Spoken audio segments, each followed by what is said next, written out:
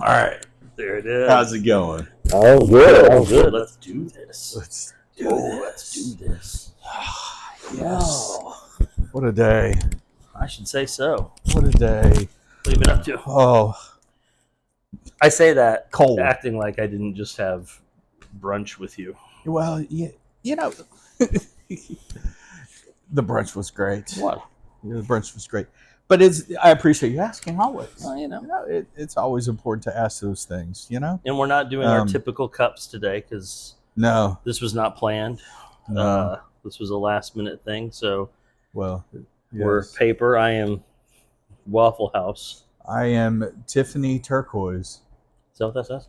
No, it says what? Earth Choice or Earth Choice? I don't know. Earth Choice? Something recyclable. Oh, there you go. You know, it Sounds about right. It's good for the environment. Yeah. Yeah. Oh. So what's your world been up to? Oh my gosh. Well, since we did this last. Yeah. Did I go on vacation after that? Or before? I think. Have we done this since I got back from vacation?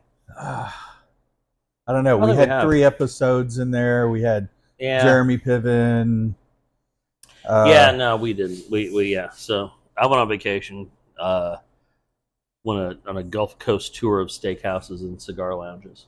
Saw all the pictures, man. Yeah. Looked like a lot of fun. Did you meet a bunch of strange people? Not over the top. I mean, you're in Louisiana. But it depends. Look, I probably don't come across as open to that shit. Well, you know what I mean? Yeah. Just I'm keeping to myself. I ate some just fine steakhouses, great cigar lounges down there, and then made my way around the coast, and good to be you. Good lounge. Well, good lounges and not so good lounges. Yeah, but a couple of amazing ones. But it was a nice, relaxing time. Dodged the rain. If it was going to rain the next day in that city, I went to another city. Yeah, I remember talking to you the day before one of those storms was supposed to be coming through. Yeah, and you're like, I got this. I got this. I'd look at the Weather Channel map and I'm like, where am I going to go? Yeah, I'm like, just dry be there. Careful. And you're like, no, I got a plan. I'm going to get around it. I'm going from point A to point B when the coast is clear. Hunker down, eat a steak, smoke a cigar. Yeah, you did a bunch of research, obviously. Right? Well, look, you want to see if there's somebody out there doing something drastically better than you are. Different. And, it's good to see if there's certain things that you do better than others. And that was the case. There were a lot of things that I think we've got this place beat on this. But there were, definitely some. Look, it's inspirational on both sides. It's inspirational when you go to a place and you think, man, we're way better than this. Yeah, okay. And then it's also inspirational when it's, oh man, they're kicking my ass on this particular thing. What was something totally, let's say, better or different that you kind of said? Quality of steak wise, every place I ate, there was only one place that I would say was pretty well on par with this. Okay. I thought we had most of them. I thought we had most of them beat, but sides. I know bread was a thing, which I don't do, and it's weird because I think what kind of bread, just different, bringing bread to the table and things like that. And there was one place we got some bread. I said no, thank you. Like 40 seconds later, I had bread. They didn't care what you said. Yeah, I'm bringing it anyway. Yeah, but I always kind of but what we do is kind of heavy and you want to really introduce bread into that thing. So I still kind of toying with it, but a couple of amazing sides. One of the most amazing potato side dishes I've ever had, and the name they chose to go with on it was hash browns. I was like, that's not really like hash browns, is it? He said, well, but it was sautéed potato, sautéed in olive oil, and then they just flash broiled the top of them, and it was fantastic. Yeah. It was really good. And was it like little small portions? Yeah, it came in a dish, but they were all just little tiny cubes. Yeah, nice. It was really good. Yeah, that's cool. But atmosphere. There were some loud places. I'm not a loud place. I don't like that. Yeah. Ideally, would like to be able to hear the person sitting across from me. So but no, it's a great time. So that's steaks though. But what about the cigar part? Because you shared a lot of pictures. Of your cigar in hand. With my hand. Which I need to probably clarify what this is. Help explain it to the world. I have a very strict selfie policy. I do not take selfies. I've never taken one, never will. I've asked many times. You've asked many, I will not do it. I will be in somebody else's kind if I have to, but I would prefer not. Right. But I do like to take a picture of a cigar in my hand. And that's what I consider the Doug selfie. And my my dear friend Angela, it just drives her insane that I do it. She hates it, and it's always like, stop doing this. Right. I'm just like, block me. Right. You know, if you don't like it, block me. I don't give a shit. Yeah. But I decided to take it to the next level, so I've created an Instagram page called Cigar Hand. So if you're not following it, you need to. You need to get on it. There's some important content being dropped out there. It's my bio is, your pimp hand is strong. My cigar hand is stronger. Nice. And it's literally just nothing but a picture of me holding a cigar. Nice. Then you have to have the appropriate, cigar bling. Yes. To go with it. That's part of it. With the bling. You have made your first contribution. Yes. To the page. Thankful. Yeah. But that's the funny thing is I've got other people now sending me pictures of their cigar in their hand to post, and just driving her absolutely nuts. Perfect. It's the object of the exercise anyway. So yeah. If you do share the one of my hand and everything, of course. No need. Do not mention my name. You're not looking for photo credit? No, not at all. Not at all. Okay. It's more of like an anonymous donor. An anonymous donor. Okay. I think that's So I do. I follow it. I do like it and everything. I think it is brilliant, and I think it's fun because it's brilliant. It's brilliant. It's brilliant because yeah, man. People send you photos and they post their hand and you don't give them credit, and if they're around their friends, they're like, "Hey, that's my hand." They could be in Kentucky. They could be in New York. They could be wherever in the world. Send a picture to you. You're going to post it. I wouldn't give the credit. I wouldn't put the name out there and everything. You could text the individual back and go, "It's live." They could be like getting a haircut, and the hand sort of comes out of the apron or the smock, and they look at it and go, Love it. That looks familiar. Yes. Where have I seen this? Right. You give me a great idea. Next time I get a haircut, take a cigar, just pull the hand out, take a picture. Brand ambassador. Brand ambassador. Yeah. You should have taken one this morning. You could have done one at Waffle House. I could have. I didn't take throw the hand on the counter. Oh, right? But I could do it on the Waffle House cup. You can, but on the counter at Waffle, on the menu, just pop, snap. Man, that's a missed opportunity. Then it's a cigar in the hand around the world. Yeah, that's a red. Think about it. You got Eiffel Tower in the background. Bam. Parthenon. Bam. Well, I did do some on my okay, so yeah, that's next level. Okay. All right, there we go. Well, you're here for the birth of this. Hey, but it's your page. Oh no, you keep it classy. It's our page now. It belongs to the world at this point. Once you went public with it, it's the world's page. Yeah. It's the world's page. So I'm sorry I interrupted. No, something that's really it. Something that you saw that these other cigar bars are. Well, I'm big on the chairs. I'm big on the selection. I went to one place, and I honestly I think I probably had more cigars in my car at that time than they had in the shop. No. And I went to one in Biloxi that was just absolutely gorgeous, just beautiful. Really, nicest people in there. Chat. Actually, when I went back when I went back through again, I stopped again. That's awesome. And went there, and of course, New Orleans has got several great stops, and Lake Charles has a couple of good ones, and found one in Ocean Springs. Yeah, that I went to. That was, I mean, it's just and it's probably weird for people to hear that you went on vacation. You basically did the exact same shit that you do for work and for but it's research. I think it's important that you want to gauge yourself and measure where am I at with this. If the only steak I ever eat is at the Kima Steak Company, how do I know how I'm doing? If the only cigars I smoke are the ones that have the vinyl draft on the band or just a couple of, how do I know what else is out there? You have to taste your competition. You have to. And that's what I did. And It's I would prefer you phrase that differently, but you do you. But we're lighting up. I'm gonna go ahead and light up because speaking of taste, I use that word intentionally because cigars, cigars.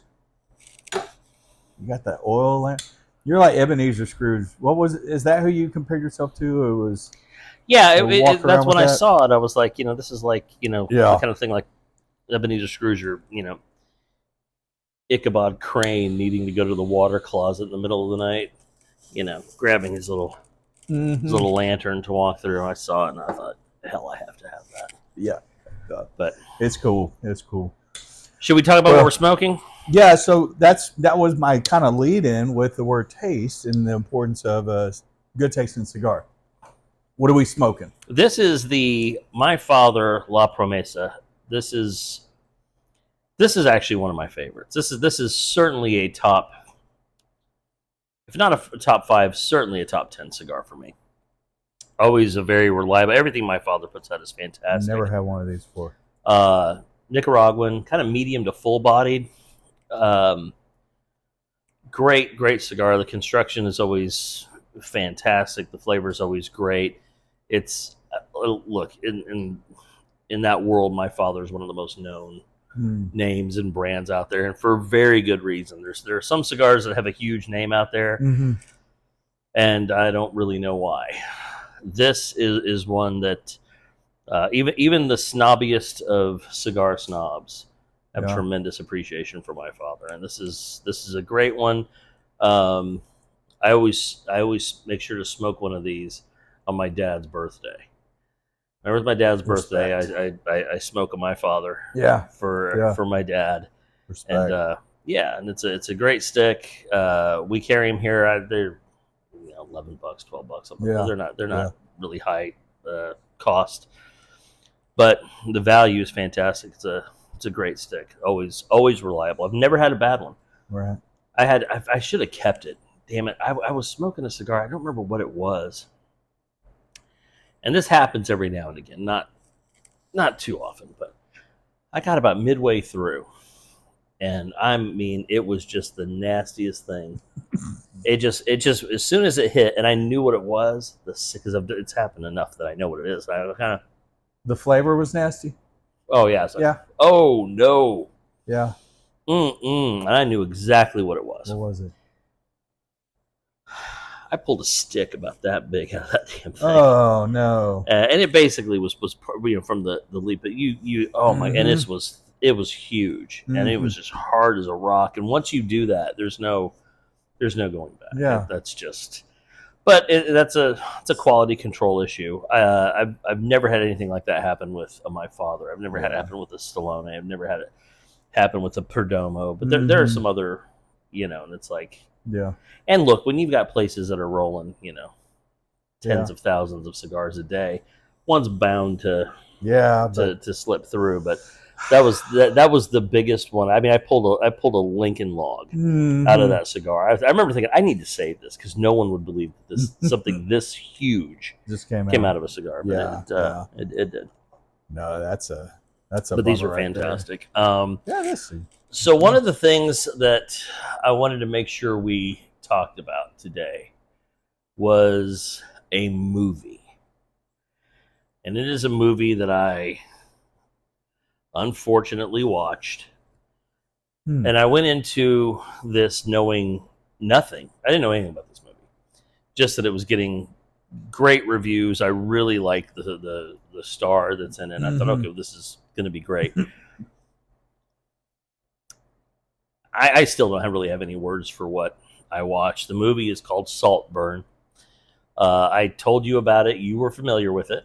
I had been asked if I had seen it, and at the time, no, I had not. Yeah, and now you have. However, so, yeah, well, it was okay. I'm disturbed. There's no easy way to get into this. No. I was disturbed about the movie before I saw the movie. Okay. I mean, do you remember the way you described it to me? Yes, I said it was like a guy had written 3 or 4 just perverted, kind of gross scenes. Right. And thought, shit, I need to build a movie around this. Exactly. And that's what they did. Yeah, that's how I feel about it. I absolutely, after you described those scenes to me, and after the 30,000 foot, which actually I would prefer the 30, you put me more at like 500, but it was immersed you into it. I didn't want to see it. I didn't want to see it. And I told my daughter, we got into a conversation about our conversation, and she was just like, you're gonna have to watch it. You're gonna have to watch it. And so yes, Saltburn. I finally watched it. Mm-hmm. I will not lie that there were those parts that I was looking with head turned between my fingers that I was pretty grossed out. It disturbed me that I was watching that. I felt dirty. Yeah. That anyway, look, it's a good movie. My daughter did ask. Well, okay. See, I didn't think it was. It's a good movie. My daughter asked me if I would watch it again. Hell no, absolutely not. So on the metric of good movies and everything, it's no Godfather, Goodfellas, or hell, even Bull Durham. But it. Even Ernest Goes to Camp. I would watch Ernest P. Worrell at least 2 or 3 times before I watch Saltburn. I'd be right there with you.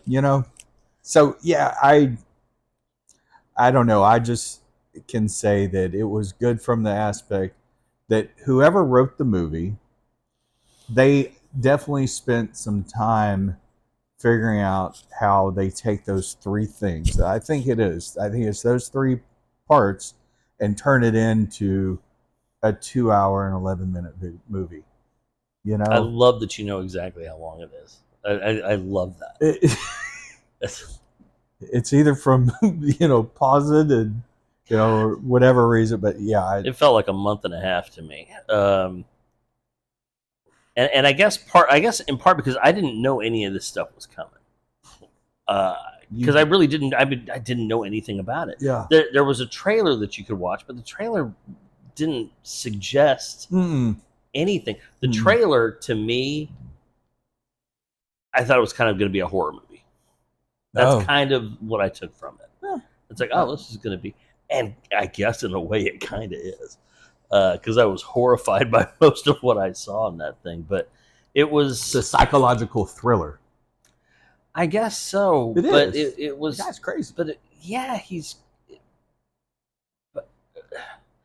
But to what end? I mean, if I would have had like a little sign that I could have held up throughout that movie that just said, "Why though?" I would have held that up. Yeah. Why though? Why? I mean, why do this? It's like, but I do think it's like there's this idea of, what if you put like this in? But there was no movie to go with that idea, and so they cooked up this, and I thought the acting was good.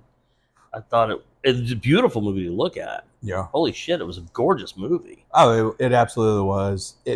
Hayden. So my daughter told me that one of the 3 scenes, the funeral scene, that actually was not part of the script. Like the funeral was the script, but what he did. And if you watch it, you told me about the scene ahead of time. Yeah. And then Hayden told me before I watched it a little bit more detail about the scene and how it wasn't actually part of the script. So it was kind of like, hey, when you watch this scene, just watch how the director just lets him go. So if you watch that scene again, seems unlikely. Yeah. If y'all watch this scene, there you go. You guys watch it. Sit back quietly and just observe. Like it's like the director said, all right, here's the scene. The dirt mound, the cross, go. And do whatever you want. And to an actor, I don't think they could ask for anything more than to be able to just play it out. And it's like he told everybody on set, just shut up and just watch. Because I think you even said It went on longer. Oh wait, no, that was the end. The dance scene that went on too long. Okay, that thing about the director with that scene, he let it go longer than you probably needed, just like the ending scene, right? He really let the actor do his thing. No pun intended. Let me tell you my problem with what you're saying. The exact same story and argument has been made about Apocalypse Now. The scene where Martin Sheen is drunk and losing it and tearing apart the hotel room and punching the mirror and smearing the blood all over himself. Sheen showed up at the set. This comes straight from Coppola, drunk off his ass, tearing the place up, and he was like, "Start filming him." And they just let him go and let him do all this stuff. The problem is, that's Apocalypse Now. This is Saltburn. It's like, this is... But it happens. You are just proving that directors know, let the artists do their thing. And I can't, because I don't want to say what happens, but it's so hard to take the... But you're comparing some guy doing this to some guy doing that. And it's like a little... Okay, there's no comparison between the two actors. It's what the director... Both phenomenal actors. I'm going into the movie and what that particular scene did to advance a story. It really did, though. It really did advance the story, how crazy the dude is. I mean, that's what I keep saying. And I mean, even you with, like, you've got these 3 scenes. And so the guy's writing it and says, okay, we're going to have these 3 really screwed up scenes and everything. And then we're going to write a movie around it. And with really, like we were talking at lunch, no timeline, right? I mean, there's this first portion of things that's the first 6 months, right? The first... Maybe, that's the thing. From the beginning of that to the end, that could have been 3 years, that could have been 12 years. No, but I have no idea. But the scene when the dude dies, the girl makes the comment from the bathtub and says, "We've only known you for 6 months." Okay, there's that, like, setting a timeline statement. Now, after that, until the end, we don't know if it was 5 years or 10 years or what, from that point on. Right. But I think back to, the whole, like, a writer just, throwing out some crazy ideas and saying, we're just going to fill in the blanks in between. But we really just need to show how crazy, how convoluted this guy is. The fact that he was willing to wait. Look, think about the ending. He was willing to wait as long as it took to get to win. He plays the long game. He played the long game to win. I guess for me, look, I can appreciate, dark and I guess disturbing, but not just for the sake of being dark and disturbing. And that's what I thought this was. This movie was made to just, I think, just make people go, oh God, and your daughter liked it. Yeah, quite a bit. She'd watch it again. My son's girlfriend liked it quite a bit. Mm-hmm. But your son won't watch it. Oh, hell no. Yeah, and exactly. I wouldn't have watched it had I known. Right. I would not have. I would, and nothing, I just sort of thought, it's probably not for me. Yeah. I'll watch Annie Hall for the 900th time instead of that, but, Okay, hang on. So you say dark and disturbing. Yeah. Is there a movie that you would compare it to that's equally as dark and disturbing? Because I can think of some when you think of dark and disturbing movies. Like movies that really get in your head.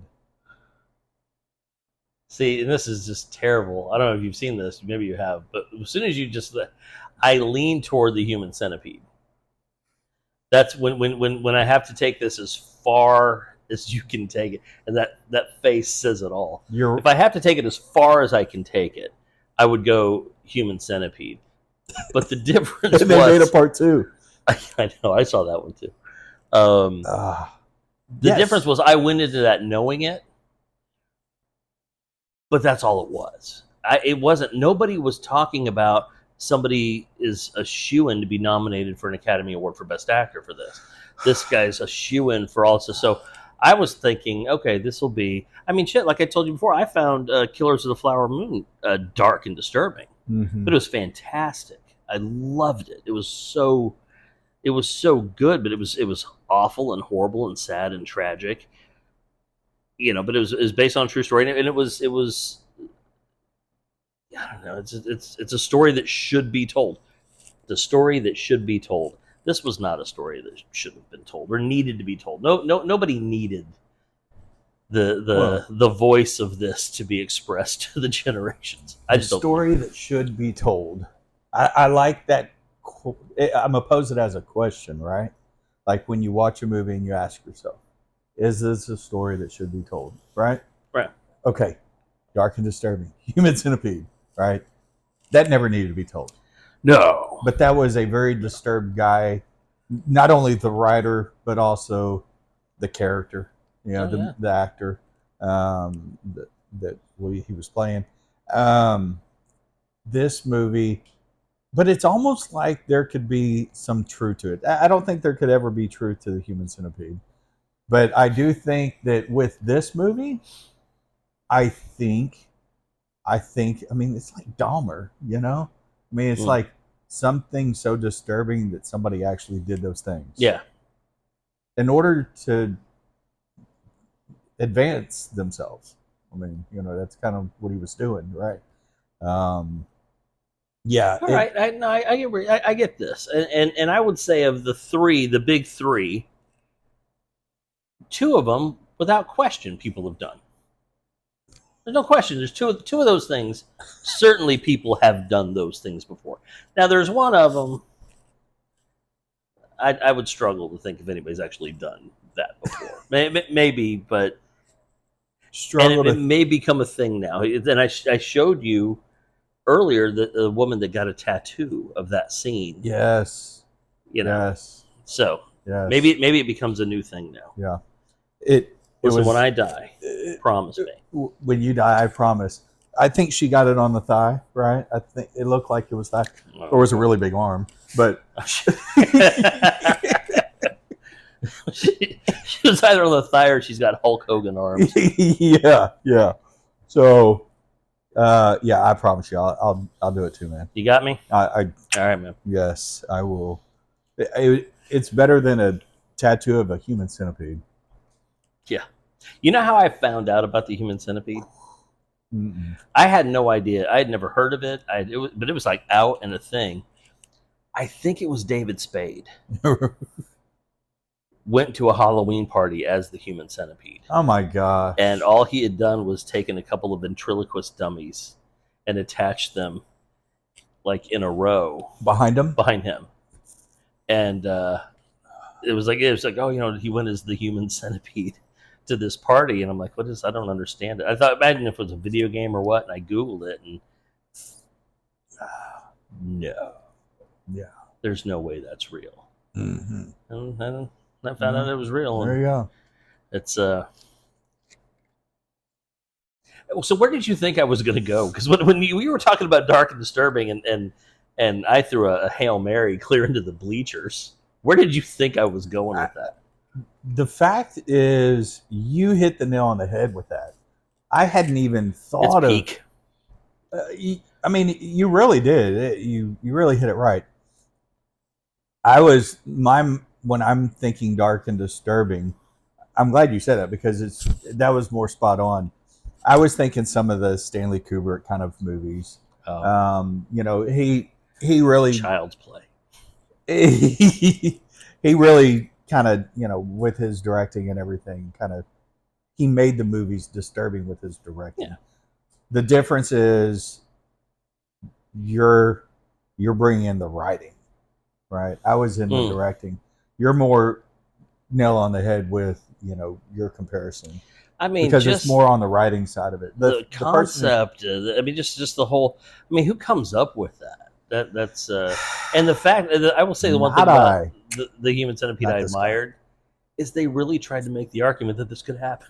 Oh, They really they really put this out there that you know, and Yeah. and that's the whole point of this is that somebody that thinks this could work and will carry out the experiment to see if it does work.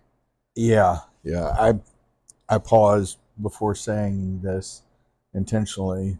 I'm surprised we haven't seen somebody actually try it. No, that's true. I don't want to. And if I have to, I call front. That's all I'll say on that. So, okay. Anybody watching this has not seen either one of these movies. Good Lord. If this just leads to you watching Saltburn and the Human Centipede, I think our work here is done. Done. Well, hey, on that note, do you want to go ahead and wrap up this episode? Sure. Because I can't think of a better way. So thanks again. Remind us, what's it? It's My Father, La Promesa. I'm thrown off by the MF. My Father. I know, but yes. But it's a, you're it's a going great another label. way with it. It's a great You're label. going another way with it. Hey, My Father. That's great. That's it. It's wonderful. All right. Till next time. Cigars and coffee. That's right. Your new Siskel and Ebert sitting right here. There you go. The Honorable Doug Meisinger. The Honorable Jonathan Cottrell. Thank you very little. Till next time. Until.